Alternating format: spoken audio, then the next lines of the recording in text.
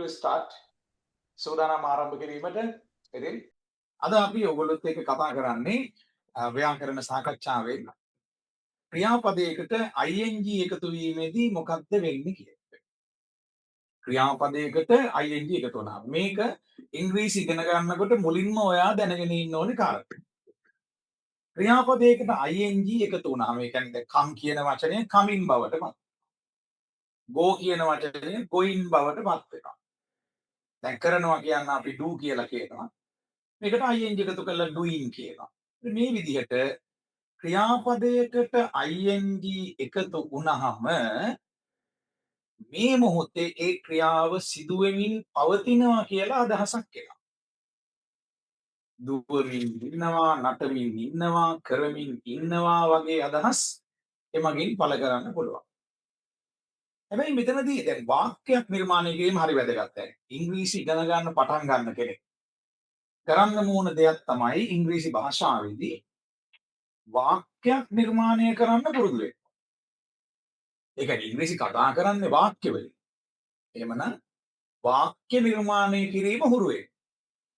වාක්‍යයක් නිර්මාණය කරනකොට ප්‍රධානම නීතිය තමයි ඉංග්‍රීසි භාෂාවේ ක්‍රියාව කරන කෙනා වාක්‍ය ආරම්භයට ගන්න.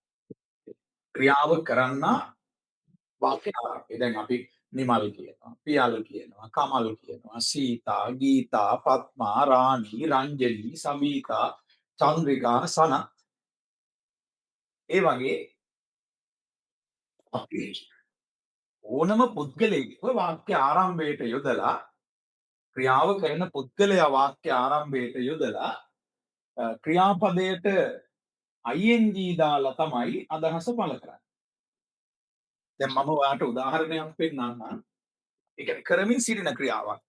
මේකේ එතකොට අනිවාර්ය අංගයක් වෙනවා අදාළ පුද්ගලයාව වාක්‍ය ආරම්භයට යොදන එක. ක්‍රියාව කරන පුද්ගලයාව. දැන් මම නම් I කියලා කියන්න ඕනේ. අපි නම් we කියන්න ඕනේ. ඔයා නම් you කියන්න ඕනේ. මේ විදිහට ක්‍රියාව කරන පුද්ගලයා වාක්‍ය ආරම්භයට යොදන්න ඕනේ. එතකොට අපි කියන්නේ we, ඔහු කියන්නේ he, ඇය කියන්නේ she. ඒ ක්‍රියාව කරන පුද්ගලයා වාක්‍ය ආරම්භයට යොදන්න. මේක තමයි ඉංග්‍රීසි ඉගෙන ගන්න පටන් ගන්න තැන ඇත්තටම. ඒ කියන්නේ යම් කිසි පුද්ගලයෙක් ඉන්නවා නම් ක්‍රියාව කරන. ගැහැණු කෙනෙක් නම් she වෙනවා. පිරිමි කෙනෙක් නම් he වෙනවා. he කියන්නේ ඔහු කියන. එතකොට අපි කියලා බහුවචනෙන් කියන්නේ we. අපි කියලා බහුවචනෙන් කියන්නේ පුතේ we. එතකොට මම කියලා කියන්නේ I. මේ විදිහට ක්‍රියාව කරන කෙනාව ඔයා වාක්‍ය ආරම්භයට අනිවාර්යෙන් යොදන්න ඕනෙමයි. එතකොට දැන් ක්‍රියාව කරන්නේ මම නම් I. එතකොට දෙවෙනි පියවරට am කියලා යොදනවා. I am. I am. ඊළඟට ක්‍රියාපදය ing සහිතව යොදන්නත් ඕනේ. දැන් මම කියනවා නම් මම මේ වෙලාවේ නිදාගෙනයි ඉන්නේ කියලා ක්‍රියාපදයේ sleep. හැබැයි sleep කියලා යොදන්න බෑ. sleeping කියලා ක්‍රියාපදයට ing එකතු කරන්න ඕනේ. ඒ ක්‍රියාපදයට ing එකතු කළාම කරමින් සිටින බව හඟවනවා. ඒ කියන්නේ මේ වෙලාවේ නිදාගෙන ඉන්නවා කියලා තමයි කතා කරන්නේ. I am sleeping. දැන් බහුවචනයට ගියොත් we කියන පදය ගත්තොත් දෙවෙනි පියවරට ආ කියලා යොදන්න. අපි නිදාගෙනයි ඉන්නේ. We are sleeping. අපි නිදාගෙනයි ඉන්නේ. මේ ක්‍රියාව අපි කරමින් සිටිනවා කියලා අදහස පළ කරන්නේ. එතකොට we කියලා පටන් ගත්තොත් දෙවෙනි පියවරට ආ කියලා යෙදෙන්නම ඕනේ කරමින් සිටින ක්‍රියාවක් නම් පමණයි හැබැයි. මේකේ අදහස හැම වාක්‍යයකදීම ඉංග්‍රීසි භාෂාවේ දෙවෙනි පියවරට ආ කියලා යෙදෙනවා කියන එකද? we නම් ආ එන්නම ඕනේද? නැහැ. we නම් ආ එන්නම ඕනේ නැහැ. we ආ කියලා කියන්නේ අර ක්‍රියාව කරමින් සිටින්න නිසා. එතකොට ක්‍රියාපදයට ing කියලා අකුරු තුනකුත් එනවා. ing. මෙන්න මේ අකුරු තුන ක්‍රියාපදය අගට එනවා. මම මේ රවුම් කරලා පෙන්වන අකුරු තුන ක්‍රියාපදය අගට එනවා. ing. එතකොට කරමින් සිටින බව හඳවා. දැන් ඒක වචන වාක්‍ය ආරම්භයක් යෙදුනොත් වාක්‍ය ආරම්භක පදයට අපි කියනවා පුතේ උක්ත පදය කියලා. මේවා ඉංග්‍රීසි භාෂාවේ ප්‍රධාන ආරම්භක කරුණු. ඒ කියන්නේ පටන් ගන්න තැන මේවා දන්නේ නැත්නම් ඔයා මැදට ගිහිල්ලා පටලව ගන්නවා. දැන් අපි කිව්වොත් ඔහු කියලා ඒකට අපි කියනවා උක්ත පදය කියලා. උක්ත පදය කියන්නේ ක්‍රියාව කරන කෙනා. වාක්‍ය ආරම්භක පදය වෙන්නේ ක්‍රියාව කරන කෙනා ඉංග්‍රීසි භාෂාවේ පොදු නීතියක්. ඉතින් දැන් පුතේ අපි කතා කළේ දැන් අර කෙනෙක් මගේ ප්‍රශ්නයක් අහුව තේරුණේ නැහැ කියලා. එයාට මම කියන්නේ ඉංග්‍රීසි භාෂාව ඉගෙන ගන්න කෙනෙක් පළවෙනි අඩිය තියන්න ඕනේ. ඒ තමයි දැන් ගෙදර යනවා කියන්න බෑ. අපි කියන්නේ මම ගෙදර යනවා කියලා තමයි ඉංග්‍රීසියෙන් කියන්න ඕනේ. I am going home. දැන් I කියලා පටන් ගන්නවා.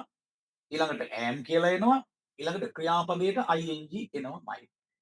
එතකොට හැබැයි මේක ඇවිල්ලා ඉංග්‍රීසි භාෂාවේ එක රටාවක් විතරයි. ඉංග්‍රීසි භාෂාවේ රටා 100ක් විතර තියෙනවා. ওই රටා 100න් කතා කරන්න අවශ්‍ය වෙන්නේ රටා 10ක් විතර. ඒකෙත් විතර කතා කරන්නේ රටා 5කින් විතර. ඒ නිසා ඉංග්‍රීසි කතා කරනවා කියන්නේ වාට දුර ඉලක්කයක් නෙවෙයි. ඒක මම සහතික කරලා කියනවා. නමුත් ඉංග්‍රීසි ඉගෙන ගන්නකොට පළවෙනි දේ තමයි ඔයා අනිවාර්යෙන් ඒ යම් කිසි අදහසක් මොලෙන් එළියට දෙනවා නම් කටෙන් එළියට දෙනවා නම් ක්‍රියාව කරන කෙනෙක් ඔයා හොයා ගන්න ඕනේ. දැන් ඔයා සිංහලෙන් කියනවනේ සාමාන්‍යයෙන් ඇඳ උඩ බුදි කියලා. ඇඳ උඩ බුදි කියනකොට on bed sleeping කියන්න බෑ. නැත්නම් on the bed sleeping කියන්න බෑ. කවුරු හරි නිදාගෙන පුද්ගලයෙක් ඉන්නවා. එතකොට අපි කියන්නේ he is sleeping on the bed. he is sleeping වෙනවා. ඔහුනි. එතකොට පුද්ගලයෙක් අනිවාර්යයි. මේක හරියට ඔළුවට දාගත්ත කෙනා ඉංග්‍රීසි භාෂාව ජය ගන්නවා. ආයි නෑ නිකන් බටර් කෑල්ල වගේ කතා කරනවා. ඇයි? එයා ඕනම තැනක අර පුද්ගලයෙක් දාලා කතා කරන්න බය නෑ. ලස්සනයි දැන්. පාටියකට යනවා. කෙල්ලෙක් හම්බ වෙනවා. ලස්සනයි යන්නේ කියනවා. ඉංග්‍රීසියෙන් නම් එයා කියන්නේ ඔයා ලස්සනයි. මොකද එයාට අර සර්ගේ අර නීතිය මතකද සක්විති සර්ව ගන්න ප්‍රකාරය කවුරු හරි භාෂාවේ නීතිය. ඔයා ලස්සනයි කියලා ඉංග්‍රීසියෙන් you are very beautiful. අර you කියලා පටන් ගන්න ඇඟට නිකන් අමුතු පණක් දීලා තියෙනවා කවුරු හරි ගුරුවරයෙක්. අවුරුදු 45 දී හරි ඒ ගුරුවරයා හම්බුණා.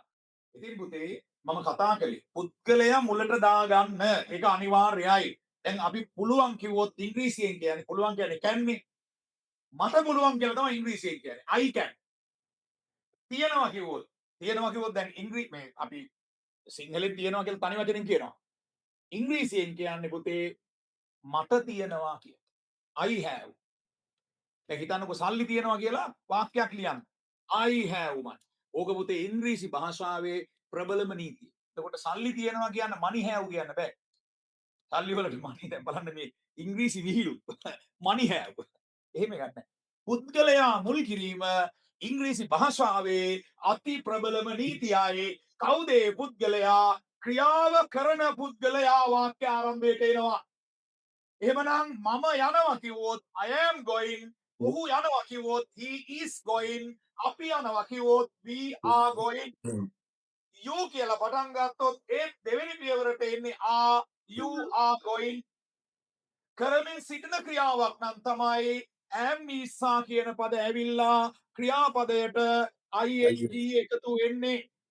කරමින් සිටින ක්‍රියාවක් නම් am is යෙදෙනවා. am is යෙදිලා ක්‍රියාපදයට ing එකතු වෙනවා. am is වලට පසුව එන ක්‍රියාපදයට. එතකොට අනිවාර්ය නීතියක් වෙනවා ක්‍රියාව කරන පුද්ගලයා වාක්‍ය ආරම්භයට යෙදිය යුතුමයි. I කියලා පටන් ගත්තොත් දෙවෙනි පියවරට am කියලා එනවා.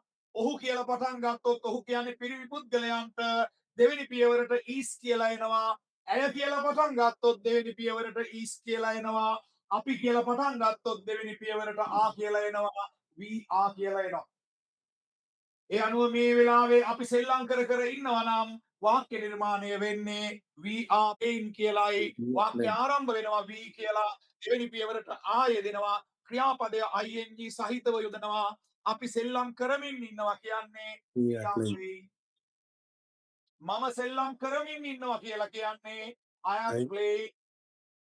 මම මේ වෙලාවේ කතා කර ඉන්නවා කියලා අපි අදහස පළ කරනවා I am talking.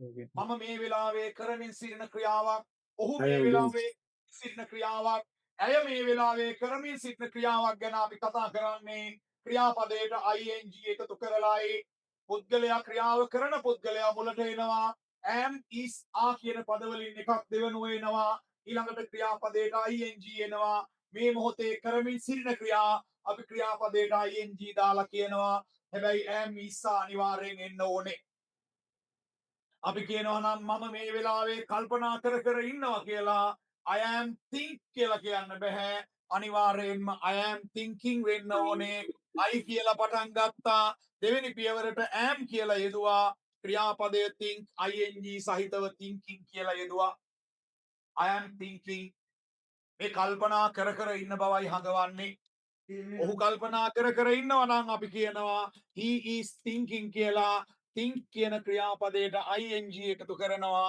ඔහු කල්පනා කර ඉන්නවා he is thinking මම කල්පනා කරයි ඉන්නේ I am thinking කරමින් සිටින බව හඟවන්නේ ක්‍රියාපදයට ing යෙදීමෙන් අපි කිව්වොත් මට තියෙනවා I have කියන්නේ අල් කයන්න කියන්නේ අල් කයන්න මට තියෙනවා කැපුම් තුවාලයක් I have a cut එතකොට කට් කියනවා කපනවටත් නේ ඒක හරි කැපුම් තුවාලයට කියන්නේ කට් කැපුම් තුවාලයේ කට් එතකොට තුවාලයට wound කැපුම් තුවාලය කට් ඉතින් පුතේ වචන මාලාව දියුණු කරන්නත් අපි නිතරම උදව් කරනවා ඔයාට කම්මුල චීක් කලවය තයි ඒ වගේම අපි කිව්වා නලල forehead නළලේ දෙපැත්ත ඉසිකි තැන් දෙක temples නළලේ ඉසිකි තැන් දෙක temples ඒවත් ටික ටික ඉගෙන ගන්න. මේ මොහොතට සමු ගන්නවා අපි හෙටත් සජීවීව හමු වෙනවා.